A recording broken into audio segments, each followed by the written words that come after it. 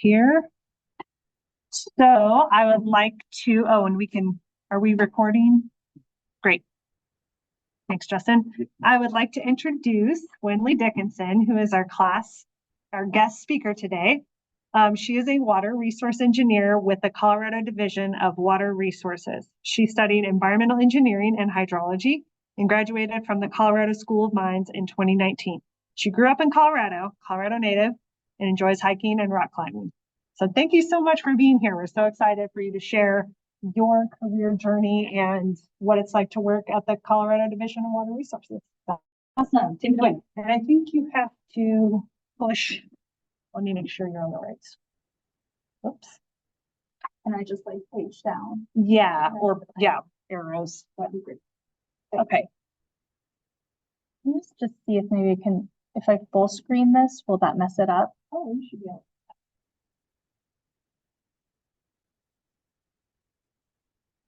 You know what? I'll just leave it. I'll just leave that. Okay. Okay. So yeah, just a little bit about me. I'm Wenley. I grew up in Lafayette, Colorado, which is not too far from here. I went to School of Mines. So I got an undergraduate degree in environmental engineering. I did a minor in creative writing, which I thought would be super useful. It's not super useful, but it was lots of fun.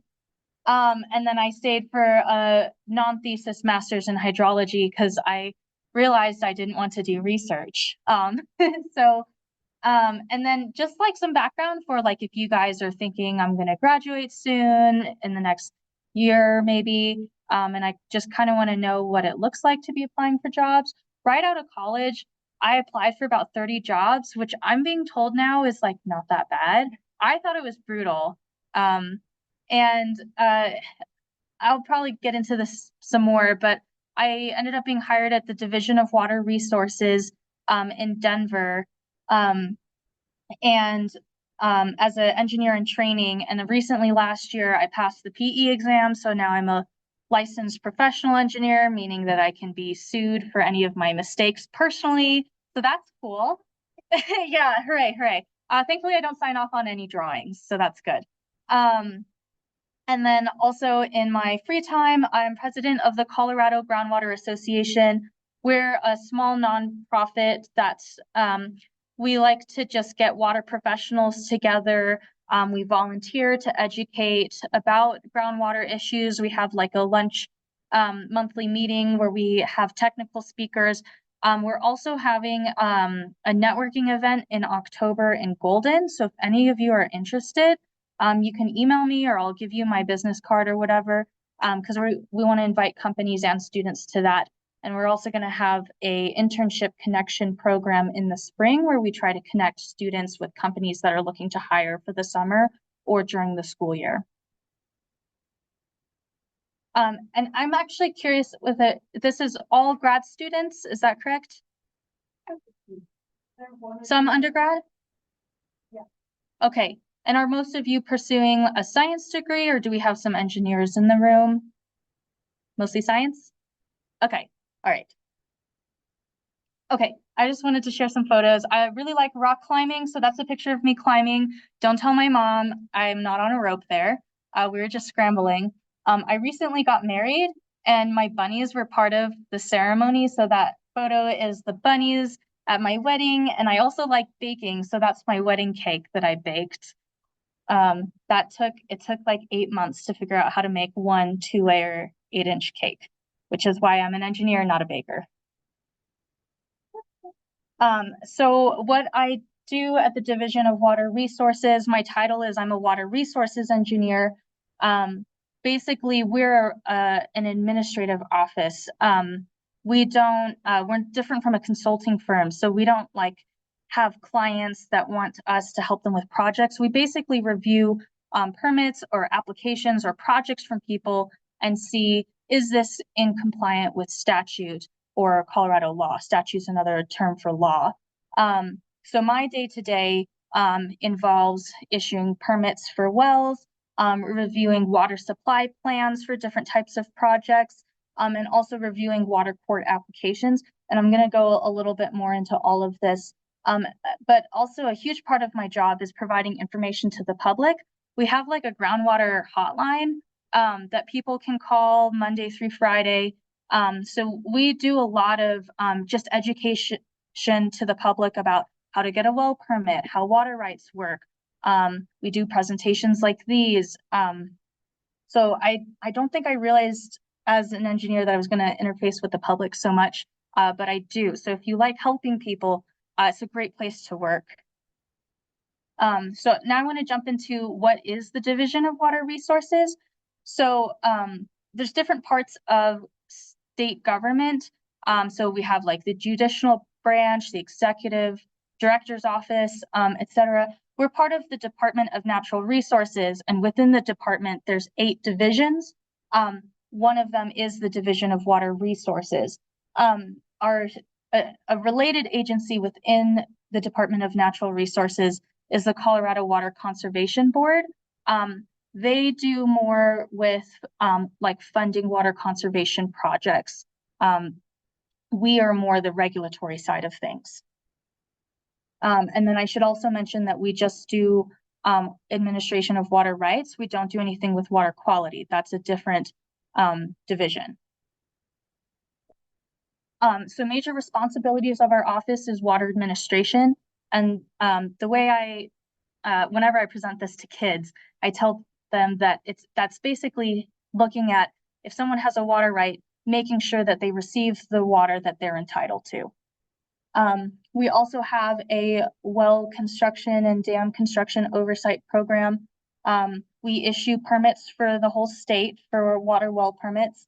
We're also involved in interstate compact compliance. So that's making sure that we're in compliance with agreements that we have with other states to deliver a certain amount of water or not deplete the streams at the state line, basically. We have a hydrography program that does flow measurement. We have a lot of different types of administrative approvals. So not really a permit, but an approval process if someone wants to do something with water is a kind of a basic way of explaining that. And then public information like our groundwater information hotline. This is just a map of the major basins and subbasins in the state.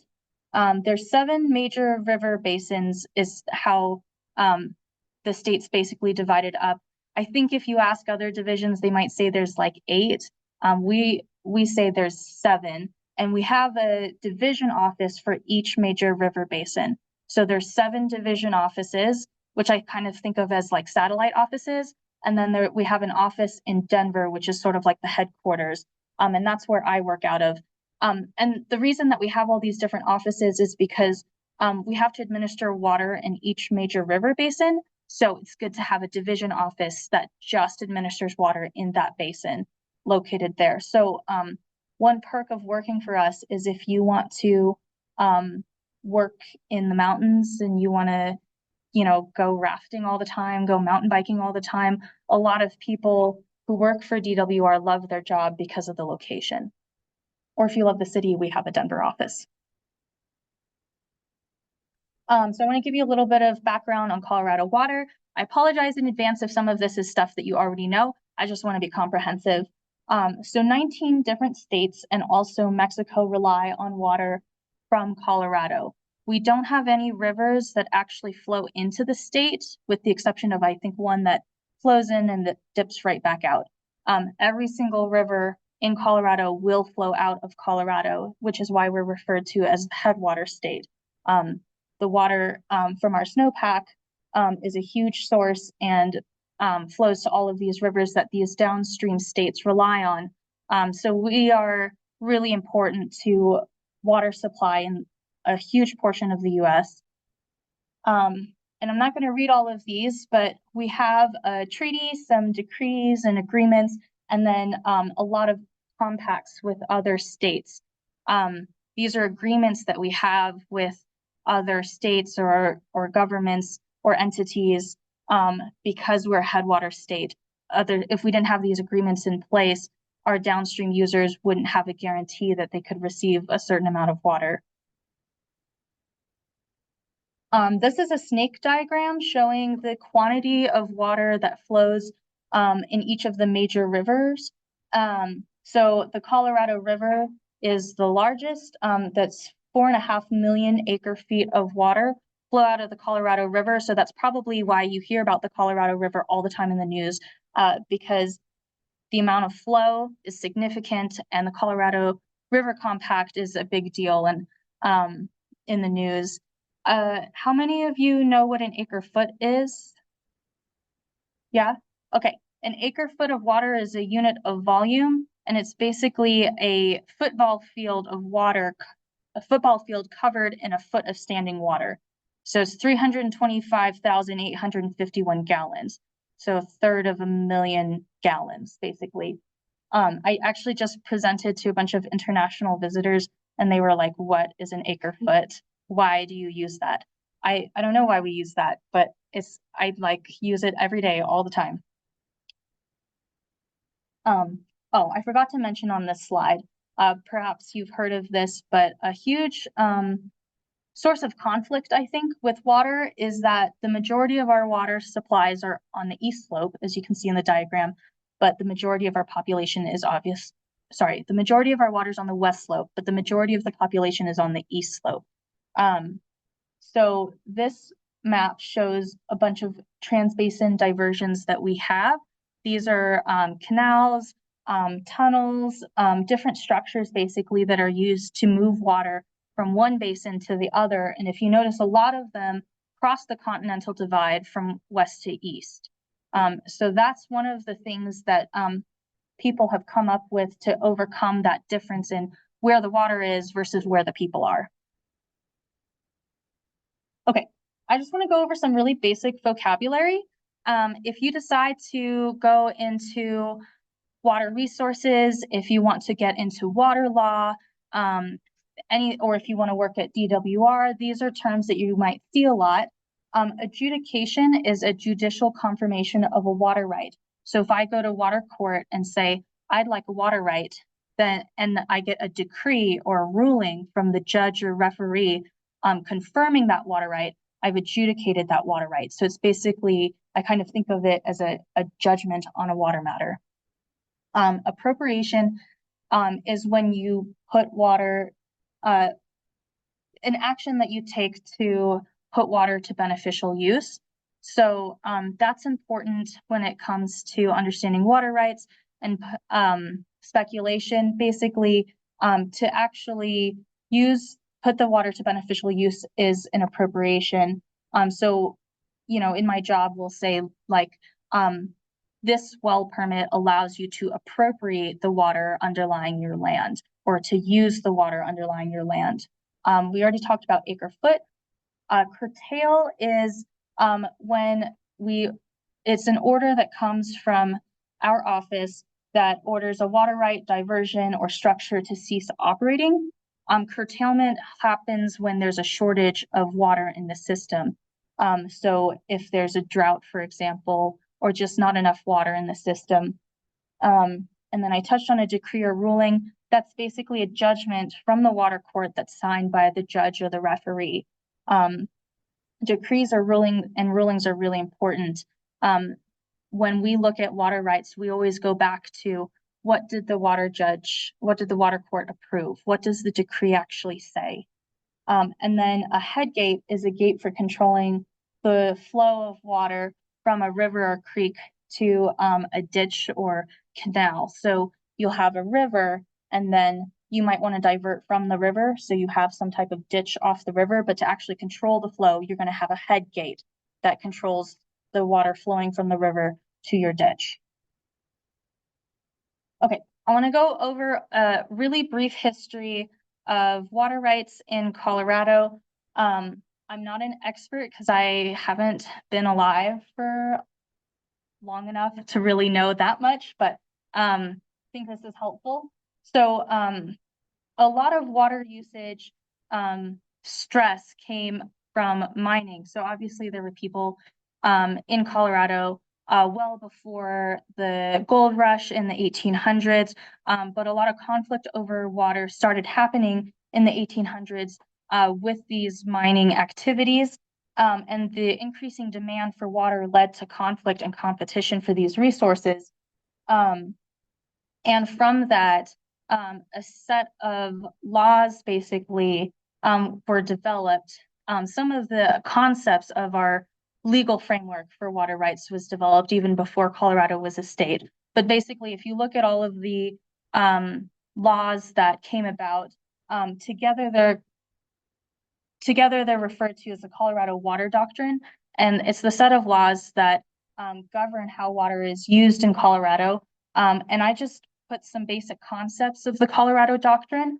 One of them is that water is a public resource, which you can use, which you can transport from natural waterways. So that means that you don't have to use the water at its source. You can move the water away from its source through ditches, canals, etc. And it's the public resource. So nobody owns water. You can own the right to use the water, but you don't actually own water. Another concept is that water rights grant the right to put the water to beneficial use. So the water has to be put to beneficial use to appropriate it. Water rights are granted for specific beneficial use. So you couldn't go to the water court and say, I'd like a water right for 100 acre feet from the Colorado River, because the court would say, for what purpose? You have to propose some type of use like irrigation, domestic, industrial. And then the third really important concept is that water rights are granted in priority. And what that means is first in time, first in right. Basically, the older your water right, the more senior the water right. If I have a water right from 1880, I can divert before my neighbor who has a water right from 1900. And if there's not enough water in the river, the neighbor who has a water right from 1900 might have to shut off their head gate. So this is just there's lots and lots of different acts or Supreme Court cases and whatnot that are important for understanding administration today. But this is just a few important dates. The 1860s is when the concept of prior appropriation, or the first in time, first in right concept, was being developed. And that was before Colorado was a state. So that was under territory law, it's my understanding. The Groundwater Act from 1957 gave the state engineer, which is our office is also known as the State Engineer's Office or Division of Water Resources. It gave our office the responsibility for permitting certain types of wells. Before that, the Colorado Water Conservation Board permitted certain wells, and other types of wells didn't have to be permitted at all. There was very, very little regulation of groundwater before 1957, and even in 1957, there wasn't a lot of regulation. In 1965, the Groundwater Management Act was the first effort to integrate groundwater and surface water into the prior appropriation system. I think around that time, or before that time, people started realizing surface water and groundwater are actually connected. Maybe our legal framework should reflect that.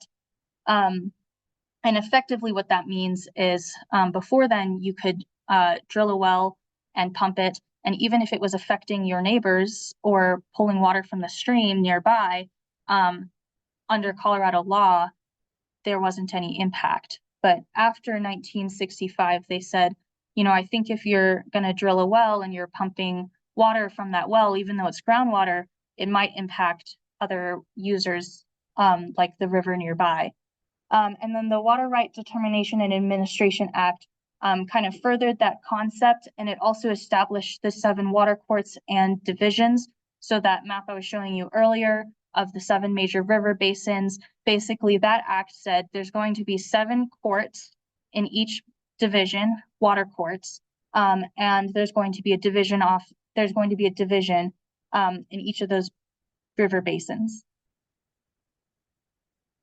This is kind of just reiterating what I had talked about. I just want to point out that in 1881 is when our office was created. We're called the State Engineer's Office or Division of Water Resources. So our office has a really long history. We've been around since shortly after the concept of prior appropriation was being formed. though it looked very different. My understanding is there were very few employees at that time. Water commissioners were hired by the county.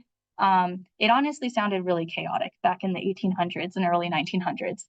And then this last bullet here is that is a reference to a statute. So again, if you go into water law or a career that touches on water law, you will probably see a lot of statutes, and that's kind of how they're formatted. So I'm just pulling out this section that basically authorizes our office to administer and regulate water.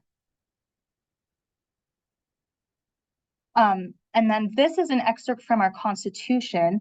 The right to divert the unappropriated waters of any natural stream to beneficial uses shall never be denied. Priority of appropriation shall give the better right as between those using the water for the same purpose. So the second half of that quote is that prior appropriation system, and the first half is that concept of putting the water to beneficial use. And I just like putting this in PowerPoints because it basically the Colorado Water Doctrine, the concept that of how water is administered is in our Constitution. This just goes a little bit more into what the prior appropriation system is. So just to reiterate, if you have a senior water right, your water right is more senior, and the seniority of your water right is based on your date of appropriation. So if I apply for a water right today in 2024, and I get a decree for that water right is really, really junior because the date of appropriation is 2024. In this area, so in the South Platte Basin, that would probably mean I wouldn't be able to divert maybe at all in some years, or maybe 2 weeks out of the year, because there's more water rights, more claims to the water than there is physical wet water in the system in this basin. So that's why seniority is really important to people. If you have a really senior water right, you might be able to divert water year round because you have such a senior water right. And senior water rights can be really valuable. A lot of municipalities, like cities, are looking to purchase senior water rights because they have that value of that old appropriation date. Gonna move on. This is just a diagram to explain like what does prior appropriation look like in practice.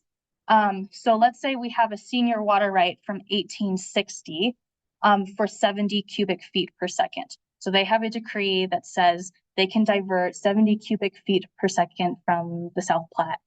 And then we have another water right from 1880. So 20 years later, their appropriation date is 20 years junior, and their water right says that they can divert 50 cubic feet per second from the same stream. But let's say there's only 100 cubic feet per second in the river. That's not enough to fulfill both. So what ends up happening is the junior water right user from 1880, they could divert 30 cubic feet per second, even though their decree says 50. They can only take 30, and they might have to shut off their head gate and reduce their diversions so that they can let 70 cubic feet per second go by. They have to just let that pass by and go to the senior water right holder downstream. Yeah, question. I have like a really silly question. So for like the 1860 water right, it's a senior water, right? Mhm. For let's just say someone had a water right in the 1960s. Mhm. When that user for that 1860, they pass away or something happens Mhm. to the 1960s, they now become the senior level water right user, or how does that work? That's a good question. So if you had a 1860 water rights and then you passed away, probably what people would do is make sure that they transfer the water rights, or that maybe their kids who have the farm or who inherit the farm are using those water rights. So they would probably keep that water right.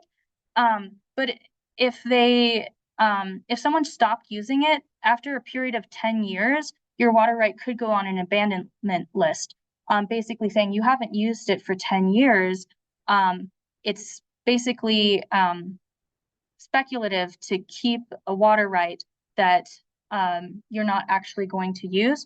So if the water right was abandoned, then potentially another water right on the river might become the most senior. Yeah, no, that's a good question. Thank you. Yeah. Okay. So our prior appropriation system is not unique to Colorado. All of the states in the West on this map that have that light orange color use some version of the prior appropriation system. I'm not super familiar with how that operates in other states, but the concept is the same: first in time, first in right. In the eastern half of the U.S., they use a riparian system, which, if you're not familiar, basically means that your right to water is based on owning land adjacent to a body of water. So if you live on the East Coast and you buy land and there's a river that runs through your land, basically you have a water right. In Colorado, just because there's a river or a ditch running through land that you own does not mean that you have a water right. And the reason why there's this divide is because of how much rain we get. So the western half of the US is much more arid, much more dry, and the eastern half of the US receives more than 25 inches of rain per year. So they don't have as much need to take water from a body of water and move it to another location because they have much more water. Okay. The majority of water usage in Colorado is for agricultural purposes. Over 80% of water in Colorado is used for crop irrigation and other related agricultural purposes, which was actually really surprising to me because when I was studying environmental engineering, there was so much talk about industrial and commercial water uses, which are certainly significant, but I kind of was imagining that industrial and commercial uses made up so much water usage in Colorado, but it's actually still mainly agriculture. Another thing I want to point out here is we have over 100,000 structures, which basically structures can be a head gate, a reservoir, a pond, that kind of thing. But we have over 173,000 water rights. So there's more water rights than there are actual structures that we administer. And the reason for that is you can have multiple water rights on a single structure, which kind of makes sense. Like if you have a giant reservoir, not one single entity owns all of the water rights in that reservoir. Usually it's a combination of different entities that own different water rights that are all being stored in that one reservoir, for example. This was a terrible graphic to put on this slide because I'm sure you guys can't see it super well. But this is just sort of the structure of the Division of Water Resources. So at the top is our director, also called the state engineer, which I think is kind of funny because it sounds like he's like the head engineer of all engineers in the state. It's just water. I don't know why it's called state engineer. But yeah, our director is called the state engineer. And then on the right, all of those engineers on the right, those are the division engineers that head up each division office across the state. And then everything that's kind of to the left of that are different groups. So there's the water supply group, which is my group. We kind of support the operations of each division office. And then we have dam safety, water information team, board of examiners, that's related to well construction. So I wanted to talk a little bit about the water commissioners. Water commissioners are, that's another position that you can have at DWR. They're basically our field staff. There are boots on the ground actually out there administering water in real time. Their job is to set the call on the stream. Basically, a lot of them wake up really early in the morning because water doesn't wait. And they look at how much water is physically in the stream. So they might look at what the different stream gauges say at various locations. And then they look at, well, what are the water rights on the stream? Who's entitled to what? What is their priority date? And they basically kind of divvy up the stream based on that. That's my basic understanding. I'm not a water commissioner, but but it's a really critical job because I can sit in my office all day long and read decrees and say like, well, you know, I think this or I think that. But the water commissioners are actually out there looking at the stream gauges. They're looking to see if people's head gates are open when they shouldn't be, that kind of thing. It's a great job if you like being outside, if you like field work, if you like working with people. They're really busy in the spring and summer because that's irrigation season, and then during the winter it kind of slows down. So I don't know if you're really into winter sports, that might be a good choice. Some division offices have some internships as well where you can go out and see what the water commissioners do. So if you're curious about that, you can contact DWR and we can see if any of the division offices have internships. Okay, so I want to talk about some of the challenges of administering water. I would say that a huge one is that court decrees are getting more and more complicated. So water rights or augmentation plans that were approved by the water court, some of the really old ones are like 2-3 pages long. So when someone asks me, what can I use my water right for? I pull up this really old decree and it's 3 pages long and I can tell them very simply, you can or cannot do this. But like, you know, in the last 10-20 years, decrees have gotten really, really complicated. It's not uncommon to see a decree that's like 300 pages long with another 80 pages of tables. And you have to like read that and figure out what can they actually do. So that's a huge challenge, I think, that water administration is getting more and more complicated. Our staff size is the same though. So that's one challenge. And then another challenge is that there's more and more people, more and more demands for water, but the supply is still the same or less because of drought. If you look at, I mean, every couple of years, there's a different issue. I think a couple of years, there was a huge push, like a ton of people were calling our office trying to start up their own marijuana farm or whatever. We're not getting as many calls about that. Lately, the whole thing is everybody wants an ADU because real estate is so expensive. They're like, well, I kind of want to build a mother-in-law suite or a guest cottage on my property for my kids because they can't afford to buy a property themselves, or my aging parents. I want to take care of them, but we can't afford to buy the neighbor's property. So we just want to build another house on this property. So that's something that I'm seeing a lot is people want to make sure there's enough water for their accessory dwelling on their property, for example. And then I would say that obviously technology can make our jobs easier. Like one water commissioner I went out with, he told me that he would like wake up at 4 a.m. to start his workday, and he would drive an hour to this gauge that didn't have any telemetry on it. He would read it and say, okay, now I know how much water is in the river. And he would drive an hour back to his house and then start working. And so it's just 2 hours every day, like driving out to this gauge.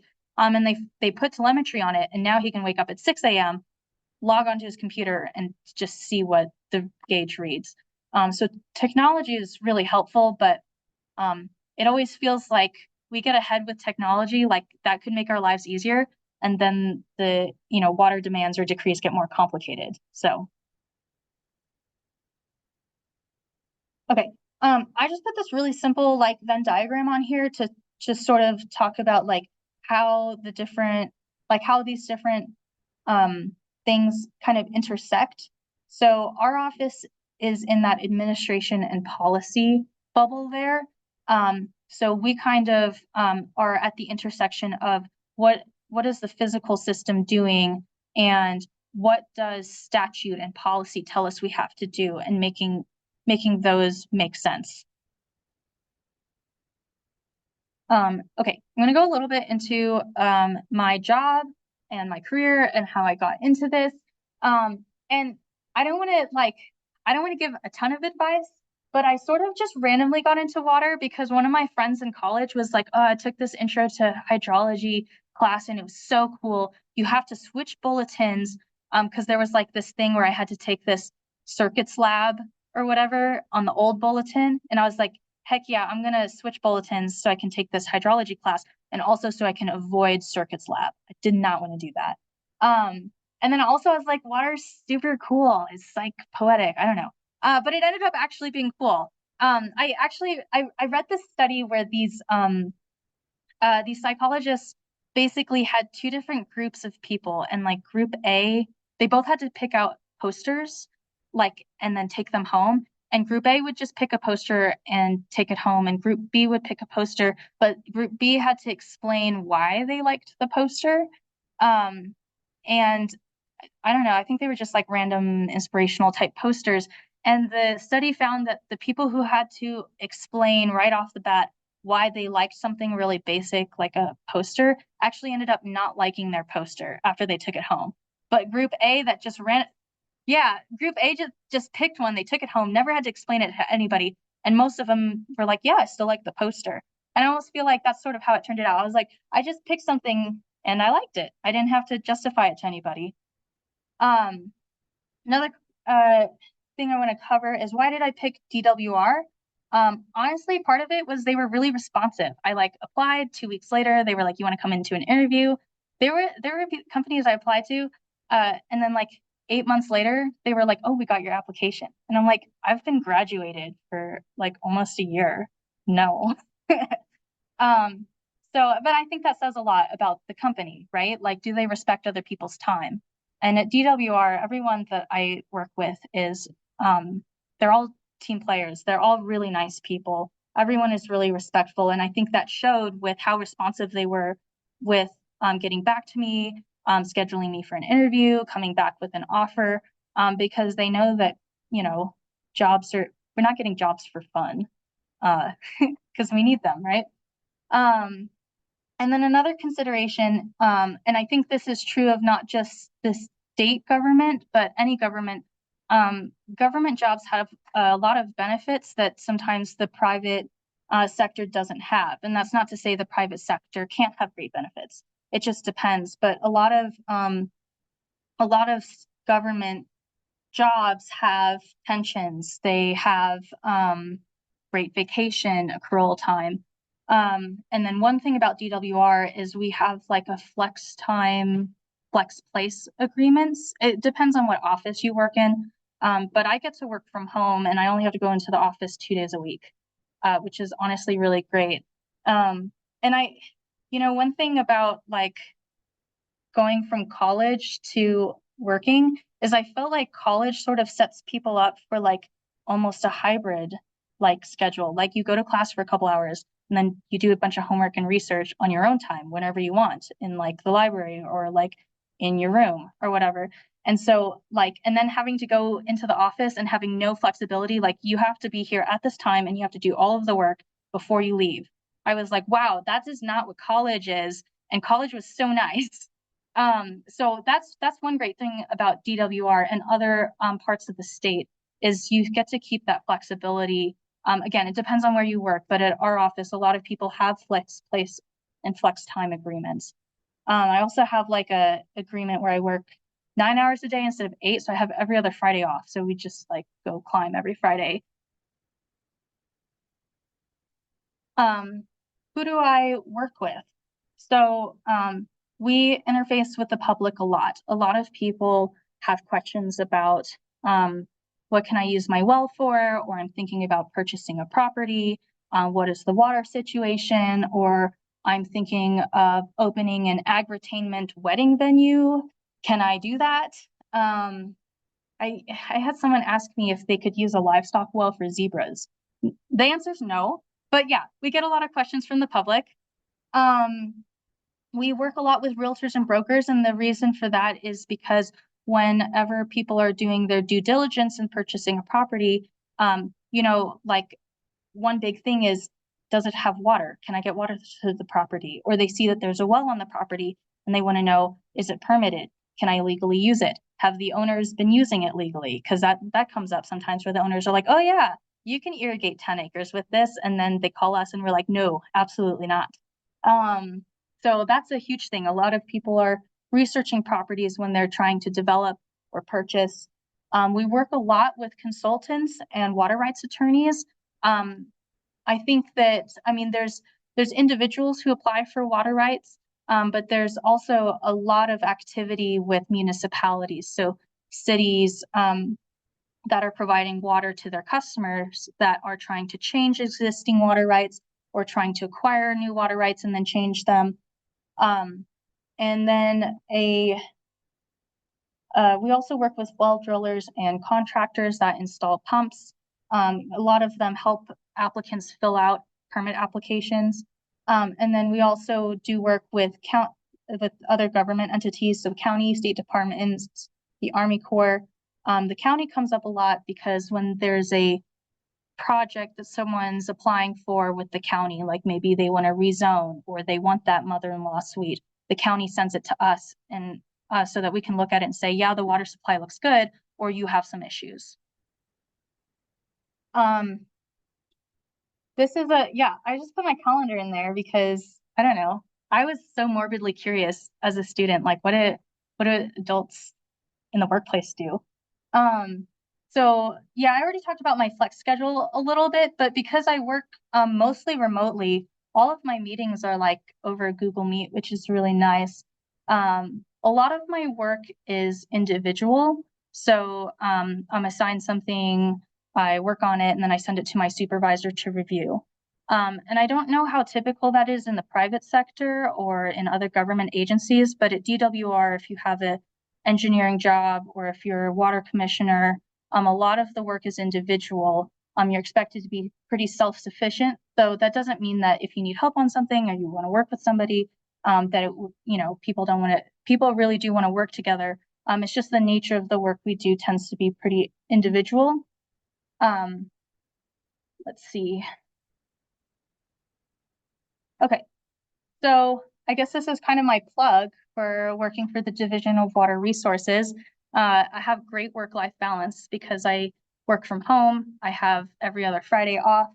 I really love helping people. I love like answering questions, like like you asked earlier, this is a silly question. Nothing's a silly question. And I'm sure everybody says that, but like people call all the time and they're like, this might sound really stupid, but I love answering those questions. I think what's really fun too is that at our office, people are really encouraged to like go on field trips, like present like this and stuff like that. I've gone to a couple, like you guys have a cornfield researching water usage or something at CSU, and I've gone to that a couple times. And that counts as work hours. The work pays for it, and I get to just go eat lunch in a cornfield and look at the crazy stuff that you guys are doing. Like DWR really values training and just field trips so that you can kind of see what's happening in the water world rather than just being stuck in your office all the time. One consideration is though, and I guess since you guys wasn't sure if you guys were going to be mostly scientists or engineers, but if you were an engineer, I would say there's no design work. My title is engineer because I review other people's engineering, but I don't actually design anything, which for me is awesome. I don't know why I got an engineering degree because I was like, I don't want to design anything. But so that's one consideration. And this is a consideration for, I think, a lot of government is because of the benefits, because of the stability of government work, people tend to stay in government jobs if they like it for a long time. Because people are like, I got a pension. If, the economy sucks, I'm not going to get laid off. I'm probably just going to get furloughed. So, during COVID, a lot of people were laid off, but at the state government, they just said, you get to work for us for free 1 day a month or whatever, which wasn't great, but I still had a job, right? So, but that also means that when people stay for a long time, sometimes you have to wait till someone retires to look at a promotion. Not always, but that's one thing you might have to play the long game. We don't have promotions every 6 months like some companies do. And then another one is not all of our decisions are popular. I love helping people. I love answering questions. I love pointing people in the right direction. But sometimes people ask, hey, can I do this with water? And I'm looking at statute or I'm looking at a policy and saying, unfortunately, you can't do that. Like even if your intentions are great or your project sounds awesome to me and I want to support that, like legally, I can't tell you that you can do that. And that's not super popular. Like laws are really slow to change. And as much as people have great ideas with water, if it's, in conflict with statute, our office basically can't allow it. And that's kind of tough. That's the tough part of my job, is saying no to people, or saying, well, legally you can't do that. And a lot of people interpret that as like we're part of the bureaucracy, we're don't care about citizens and what they need. And I get that. I also can't tell you, yes, you can break the law, that's fine. So yeah, that's a challenge, for sure. I just put like, this is how I keep track of my assignments. I have like this color-coded spreadsheet. That's not super important, but I just thought I'd throw that up there because, again, as a student, I would have thought that was cool because I was like, how do you know? Because you guys have Canvas, right? Like, when stuff is due, like homework assignments and stuff. And then I was like, how do adults know what they're supposed to do?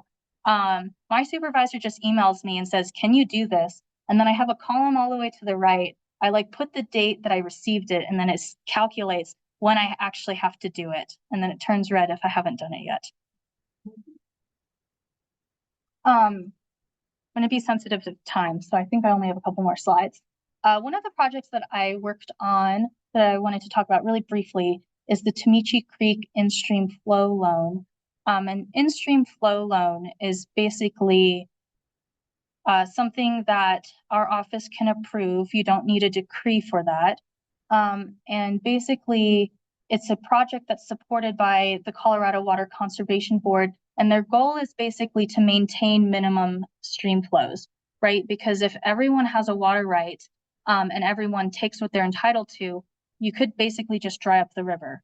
And that obviously has environmental impacts. So the concept behind in-stream flow loans is, hey, let's temporarily change a water right. So this water right was for irrigation. It was not for in-stream flow loan purposes. They said, let's temporarily change it so that the allowed use is to maintain the water in the stream. And that sounds really simple, but one intricacy of water rights and changing water rights is you can only change the portion that has been historically consumed. So there was a lot of analysis that went into, okay, they flood irrigated this many acres of this crop.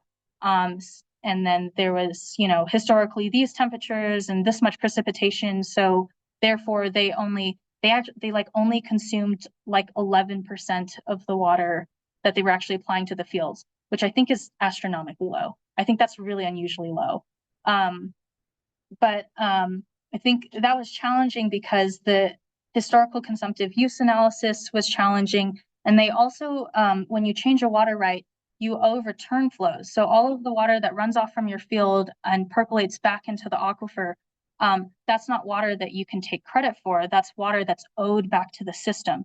So we had to calculate what are their return flows. If they've been flood irrigating and only consuming 11%, then presumably the other 89% is owed to the stream, but also what is the timing of that? Because some of it percolates back into the groundwater, but when does it actually make it back to the stream? And it was like 3 or 4 months after they irrigated. And they had these different scenarios, like what if we irrigated for 3 weeks and then shut it off? And then we started irrigating again and then we shut it off. And it was just like a nightmare of the calculations were nightmarish, but we did it and we got it approved, and hopefully the in-stream flow loan is benefiting Tamichi Creek, and all the fish and critters in the creek. I guess this isn't applicable to you guys because you're not engineers. If you wanted an engineering position at DWR, you would basically have to work for 12 years under an engineer and then study for the PE exam, the professional engineering exam. And then you could work as an engineer if you didn't have an engineering degree. That is a uncommon pathway. But there's lots of positions for if you have bachelor's or master's in something related, like environmental, civil, agricultural sciences. I'm not sure what all degrees you have here, but I think for a lot of our positions, if you have a related degree, you could apply to be a water commissioner. We have different people who work in accounting, not financial accounting, water accounting. So yeah, I guess the slide wasn't great. I wasn't sure there were going to be a lot of engineers. Okay, yeah, okay. But if you do have an engineering degree, and I think this might be true for for maybe other offices, if you are applying for an EIT position, you have to take the FE exam and you have to register. I didn't realize that. I thought I would just take the exam and then I was like, yeah, great. You actually have to register with the state so that everyone knows that you are an EIT. Yeah, so that's all I have for you. I know, okay, the bullet I have on the right, we're doing an internship connection program, and part of that through Colorado Groundwater Association, or CGWA. And part of that we do a resume review and give advice to students. And I just cannot stress enough, I really don't want to see a 5-page resume. That's all. Any questions?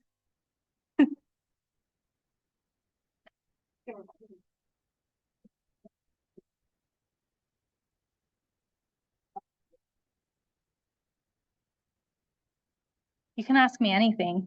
Yeah. Like if someone has water rights and they don't use it, is there a concept, I think I've heard of it, it's like you don't need to use it? Yes. That's, yeah. I looked at Colorado Mountain School last summer, and they have a lot of water rights, and I'm not going to say this, but they they would just leave their water going if they need to use it, or they were gonna lose it. Mhm. Lose it, need it, which I thought was a little problematic. Yeah. No, that's a good question. Okay, so the use it or lose it concept is true. So I mentioned abandonment earlier. If you don't use your water right for 10 or more years, you do go on the abandonment list, and you have to basically show the court that you shouldn't be on the abandonment list to avoid your water right being abandoned.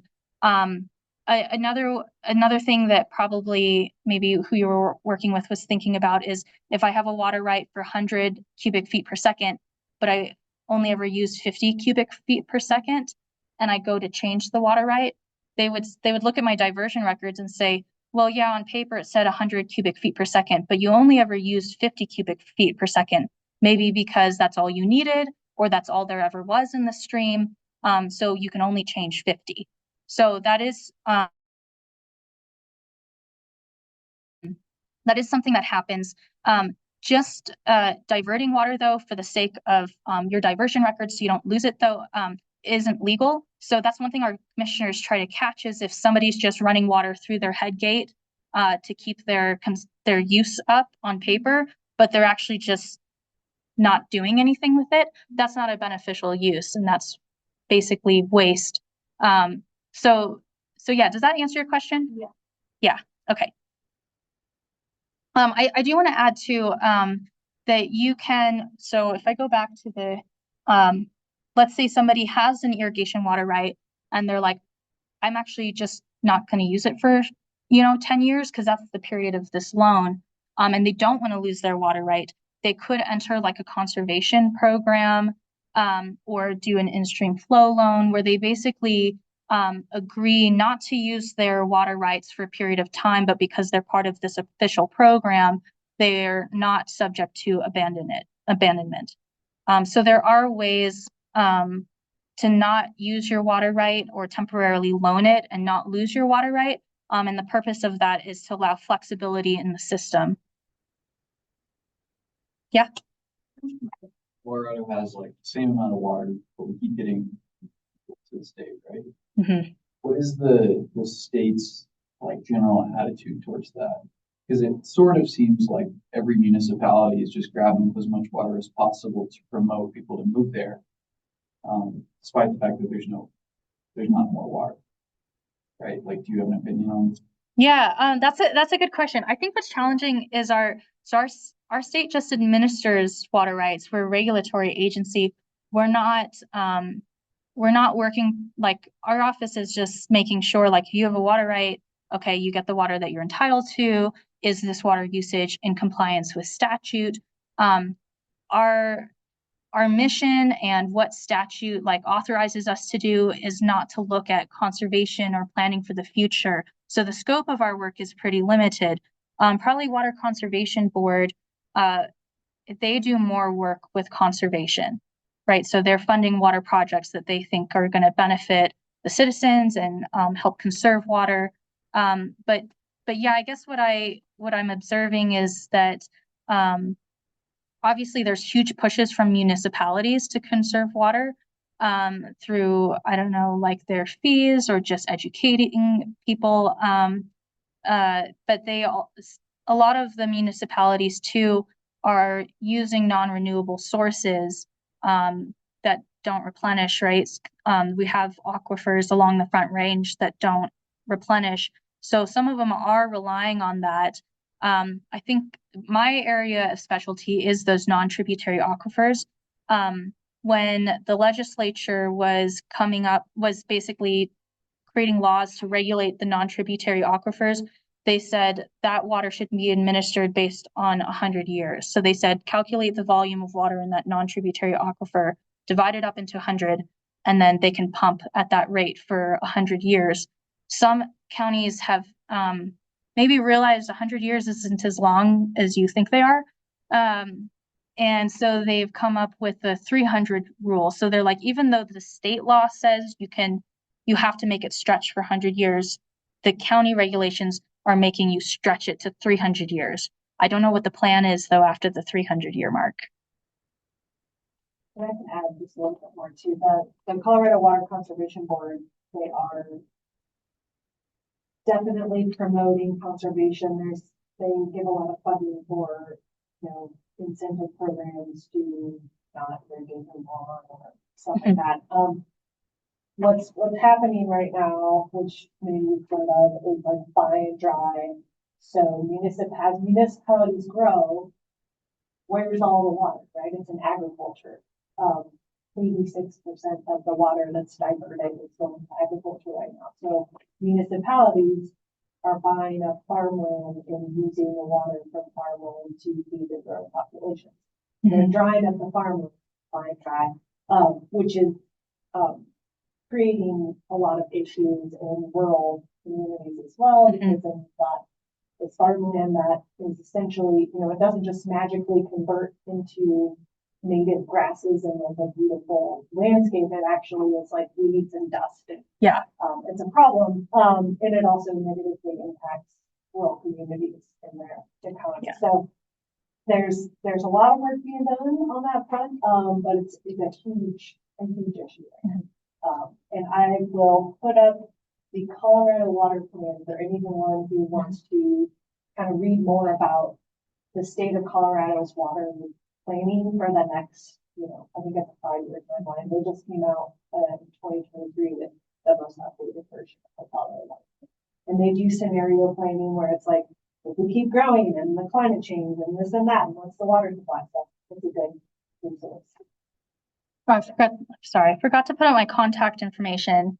And then also here's a picture of my bunny in a pot of beans. Cause I don't know, I'd never used Photoshop before, but this was my first Photoshop. Yeah, I think beans are great source of fiber and protein. There was a question in the back, I think. No? Yeah. So there's work being done in my department right now, at the Department of Ag and Resource Economics. And there's a lot of work being done on the Republican River basin and groundwater well shutoffs that have to happen there. I was wondering if you were getting a lot of calls about that. That's going. I don't know if you can talk about it, but I'm very curious because I know that they're not close to the numbers. Yeah, No, I actually was gonna mention that, with the earlier question.